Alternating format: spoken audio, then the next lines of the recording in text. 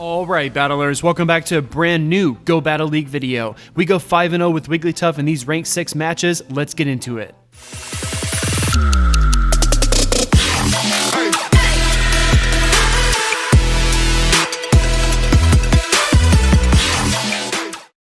In all 5 games, I do decide to lead Wigglytuff. On this team in particular, I do have my safe switch Linoon and Bronzong in the back. If you see yourself in my video, please leave a comment down below. I always appreciate the battles. Go Battle League is so much fun. In this first game, we do face off against Medicham. This is an unfavorable lead, so my opponent does switch into a Azumarill. So Wigglytuff makes a great lead, especially against things like Altaria and Medicham, and I brought Linoon on my team because it makes for a wonderful safe switch.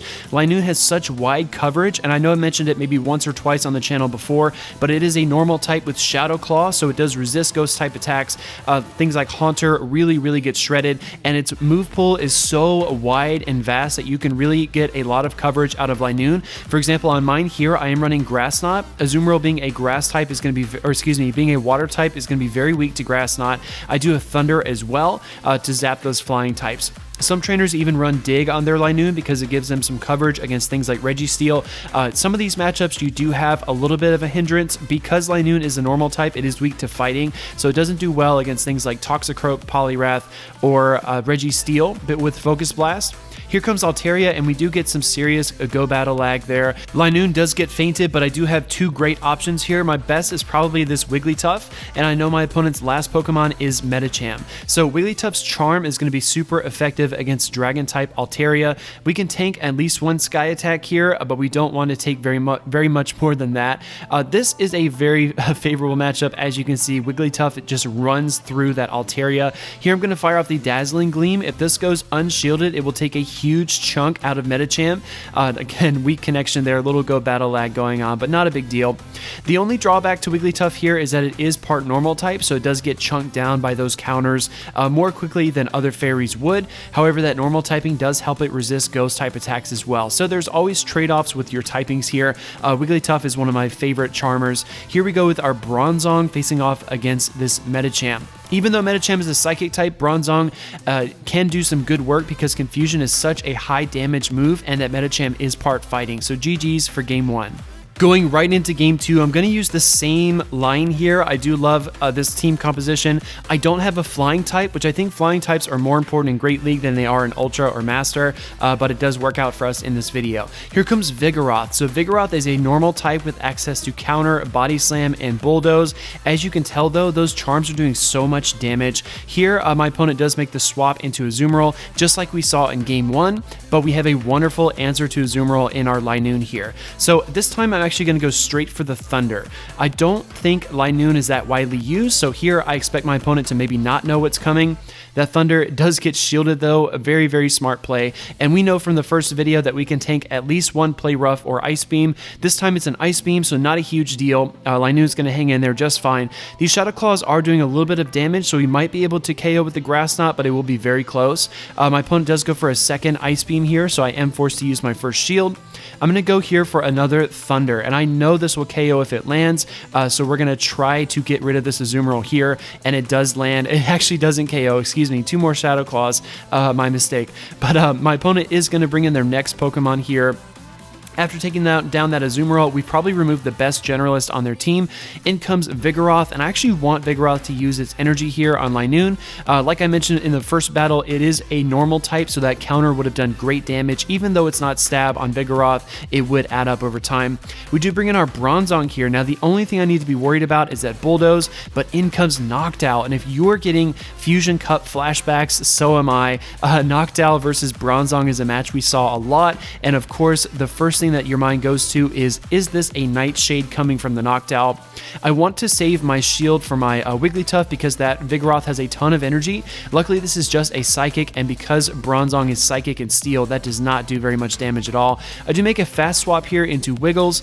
That probably was unnecessary. I could have tanked another attack with Bronzong, especially a Sky Attack, not a big deal, but I wanted enough charge energy on my Bronzong to actually be able to KO this Vigoroth if needed. So this Vigoroth is going to get off the Body Slam. It will take a nice chunk out of my Wigglytuff, and I fire off the Ice Beam here. So I might have gotten a little too fancy here, probably could have stayed in with the Bronzong, but either way, this match goes our way at the end. So this Vigoroth actually gets to another attack, and trainers, because it does fire off the Body Slam, that last charm doesn't count. So this Vigoroth is still in the game, but I do switch into my Bronzong here. I've got all that energy from earlier. I fire off the Psyshock, and that will take down the Vigoroth. Going into the next game, I decide to go with the same team for the third time. Let's see if we can make this team go 3-0. My opponent here, now Kingdom 3. This is going to be a really cool game. So I lead with that Wigglytuff. Out comes Scizor. Scizor can learn Bullet Punch and Fury Cutter. I'm really worried about Bullet Punch here or an Iron Head attack. It is running Fury Cutter, as we can tell from that green kind of slicing animation. So I do swap out here into Bronzong, and my opponent makes a swap into Mantine. So Mantine is a great Pokemon for softening up your opponent. It does take a high degree of skill to use this thing because it does have Bubble Beam to drop your opponent's attack. It also has access to Water Pulse and Ice Beam, I believe, as well as Aerial Ace. So overall, a very interesting Pokemon. I'm going to fire off the Psyshock here. Even though my attack has been debuffed, I think this will be enough to KO if it lands, and it does bring down the Mantine. In comes that Scizor again, and I'm expecting probably a Night Slash, an X-Scissor, or an Iron Head here. Let's see what Scizor decides to do. It will be X-Scissor, and because Bronzong is a Psychic type, that does not treat me very well. So I do have a couple of decent options here, but I did see that my Wigglytuff's charms were really chunking down this Scizor, and the Fury Cutter was hardly doing any damage at all. So we're just going to go here for the raw, fast move damage. I'm going to shield here in case the Scizor is double moved and has Iron Head, but it's just the X-Scissor, so definitely a wasted shield there. And even though I get off that charm, because my opponent is going to get off this charge move first, I have to wait for it to KO. So down goes the Scizor. My opponent's going to bring in Altaria here, and I know I have this match done. I'm not even going to fire off a charge move here, trainers, because if you fire off a charge move, it does take one turn away, and my opponent has 2 shields. The charm is doing so much damage, I'm actually just going to shield once and charm down. My opponent loses with 2 shields. GG's, Wigglytuff is amazing. Going into round 4, I decided to switch it up a little bit. I do have Wigglytuff, Skarmory, and my Swampert in the back. Swampert makes for a great closer. I am running Mud Shot, Hydro Cannon, and Sludge Wave, and my Skarmory does have the standard set. In comes Mew, and this is one of the most fun Pokemon to play against. You never know what attack is coming because its move pool is so vast. It is the most vast out of any Pokemon in the entire game. A lot of people call Mew a TM sinkhole because you just throw your TMs into it trying to get the moves you want, but it could just take 100 and you won't even get the move you're looking for. Luckily, we're able to charm down the Mew. We did sacrifice a shield, but we win switch advantage. In comes the Poliwrath here. I'm actually going to go for the Dazzling Gleam. I did punch Ice Beam at the last moment there because I thought it might be more energy efficient to kind of go for that if I knew I was going to draw a shield anyway.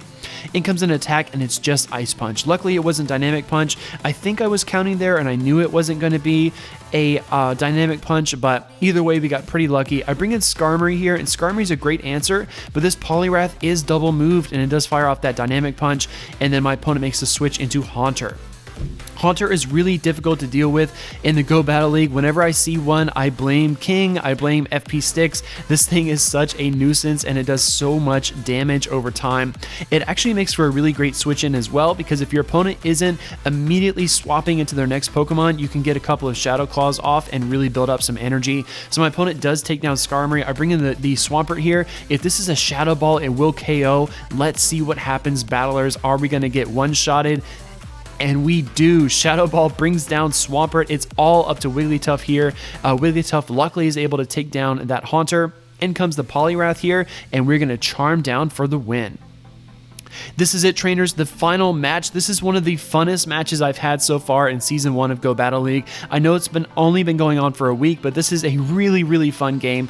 Again, Wigglytuff, Skarmory, and Swampert in the back. We lead that Wigglytuff into Tropius, and this Tropius is running Razor Leaf. I cannot afford to get my Swampert lined up with Tropius because it will delete it in about 4 attacks. In comes Scrafty. Scrafty is an awesome Pokemon. I did a video on it for the Rose Cup. It is so much fun to use. and I want to bring it into more videos. I definitely want to make one for the Ultra League too, because it does do really well. Counter does well against Registeel, and then its foul play really hits the Giratina hard. He does fire off that first attack, which will be the power-up punch. It's just going to do a little bit of chip damage here, but I know if I can land one Sky attack with my Skarmory, I can take down the Scrafty. I'm also trying to figure out how to bring down that Tropius in the back as well. So I do have my Wigglytuff, but as you saw, the Razor Leafs are doing a ton of damage, so I really need to be careful about how I play this match. I'm going to use a shield there on Skarmory, and that might have been a bad play. This Scrafty actually gets to another attack, and I have to shield. I'm going to go for the fast swap here into my Wigglytuff. And my hope here, trainers, is that I can fire off a Sky attack against that Tropius to bring it down if it comes to that. So Tropius is going to fire off a charge move. It has removed both of my shields. Leaf Blade's going to hurt quite a bit to Wigglytuff. I'm hoping to get to the Ice Beam here, but we don't get there. I am going to bring in my Skarmory here. I need the Sky attack to win. Here we go with the Sky attack. We get it off, and we know this will bring down Grass Flying type Tropius. So we get really, really fortunate there. Now, my last Pokemon has to counter this Clefable, and I have that Swampert with the Sludge Wave, but will it be enough to bring down Fairy-type Clefable? We get to the Sludge Wave, gotta hit the Excellent here. There's no other option for the win. We hit the Excellent. Sludge Wave is enough. Very, very clutch play. I think that Clefable is only 1 or 2 fast moves away from a charge attack, so we got really, really lucky. Claiming the 5-0, so much fun in these early Go Battle League battles. Trainers, if you enjoyed this video, please leave me a like, comment, and then subscribe if you really loved it and you want to see more.